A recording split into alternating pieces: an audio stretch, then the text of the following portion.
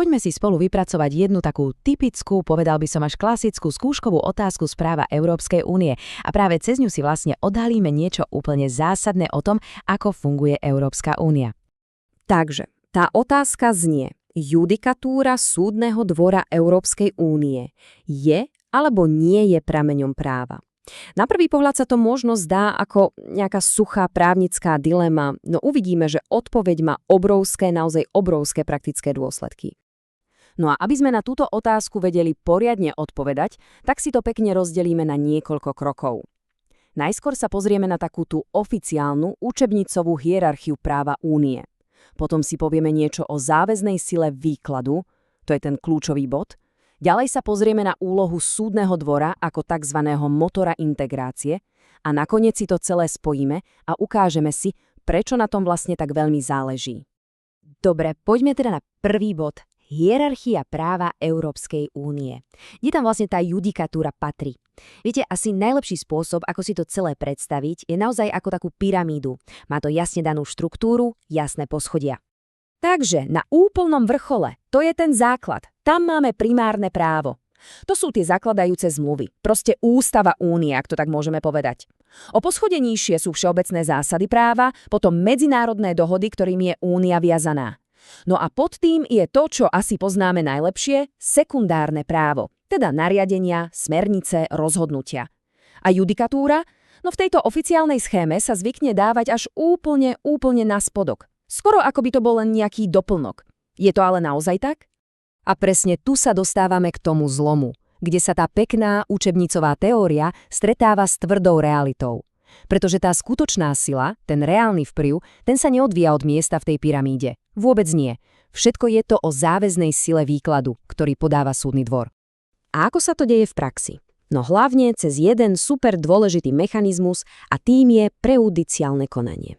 Ten názov znie možno trochu odstrašujúco, ale princíp je vlastne úplne jednoduchý. Predstavme si sudcu niekde na Slovensku, v Nemecku, v Taliansku, je jedno kde. Má na stole prípad a narazí na nejakú normu európskeho práva, pri ktorej si nie je 100% istý, ako ju má vyložiť. A čo urobí? On jednoducho ten svoj prípad preruší a pošle súdnemu dvoru otázku. Doslova sa spýta: hej, súdny dvor, ako mám tomuto rozumieť, aby to bolo v súlade s právom únie? A teraz prichádza tá absolútna pointa. Pozrime sa na ten rozdiel. Keď u nás na Slovensku najvyšší súd vráti nejaký prípad nižšiemu súdu, tak jeho právny názor je záväzný. Áno, ale len pre ten jeden jediný prípad. Ale keď súdny dvor Európskej únie odpovie na tú prejudiciálnu otázku, jeho výklad je záväzný pre všetky súdy, vo všetkých členských štátoch a to vo všetkých podobných prípadoch, ktoré sa kedykoľvek v budúcnosti objavia.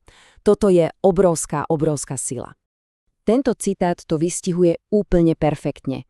U nás naozaj môže nejaký sudca v novom, inom prípade povedať: viete čo, ja s tým názorom Najvyššieho súdu nesúhlasím, vidím to inak. Ale pri súdnom dvore tam neexistuje, aby akýkoľvek slovenský, nemecký, francúzsky súd alebo úrad povedal: ja mám na túto vec iný právny názor. To sa jednoducho nemôže stať. Jeho výklad je finálny. No a práve táto obrovská moc, táto záväznosť jeho rozhodnutí spôsobila, že súdny dvor sa postupom času stal niečím oveľa viac než len súdom. On sa stal doslova architektom, alebo ako sa často hovorí, motorom európskej integrácie. V odbornej literatúre sa často stretávame s pojmom súdny aktivizmus. A čo to znamená? Znamená to presne to, že súdny dvor v mnohých prípadoch nahrádzal, povedzme, chýbajúcu politickú vôľu členských štátov, keď integrácia stagnovala, keď sa politici nevedeli dohodnúť, alebo keď v zmluvách boli jednoducho diery, tak práve súdny dvor svojou judikatúrou tie diery zaplňal a posúval celú integráciu ďalej. A aké sú konkrétne produkty tohto motora? No, sú to tie najzákladnejšie princípy, na ktorých dnes celá únia stojí. Napríklad zásada prednosti práva únie, alebo zásada priameho účinku. Zodpovednosť štátov za škodu, ktorú spôsobia porušením práva únie. Dokonca ochrana základných práv ako všeobecná zásada. A teraz to najdôležitejšie. Takmer nič z tohto nebolo explicitne napísané v pôvodných zakladajúcich zmluvách. Všetko toto sú v podstate výtvory súdneho dvora. On ich vyčítal zo zmluv a dal im konkrétnu podobu. Dobre, toto všetko znie možno trochu abstraktne. Tak si to poďme celé preložiť do praxe. Prečo na tom záleží? Aký to má reálny, praktický dôsledok? Ten dôsledok je v podstate veľmi jednoduchý, ale absolútne kľúčový.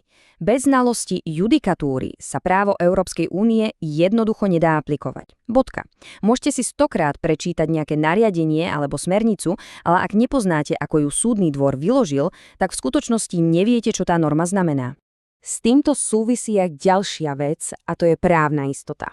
Práve preto, že si súdny dvor uvedomuje obrovskú silu svojich rozsudkov, je až extrémne konzistentný. On naozaj stavia na svojich predchádzajúcich rozhodnutiach. To znamená, že ak raz povie, že niečo je čierne, tak to čierne aj ostane. A to je skvelé, lebo to prináša obrovskú predvídateľnosť a istotu do celého systému. No a týmto sa vlastne dostávame späť k našej pôvodnej otázke. Takže iba interpretuje súdny dvor právo, alebo ho v skutočnosti aj tvorí. Po tom všetkom, čo sme si povedali, je asi zrejmé, že odpoveď nie je taká jednoduchá. Formálne ho iba vykladá, ale reálne, fakticky, svojimi výkladmi ho jednoznačne aj tvorí. Tvorí ho tak, že vytvára úplne nové princípy a pravidlá, ktoré sú záväzné pre všetkých. Čiže odpoveď na tú skúškovú otázku by bola: áno, judikatúra Súdneho dvora EÚ je de facto, teda v skutočnosti, prameňom práva únie. A to jedným z tých úplne najdôležitejších.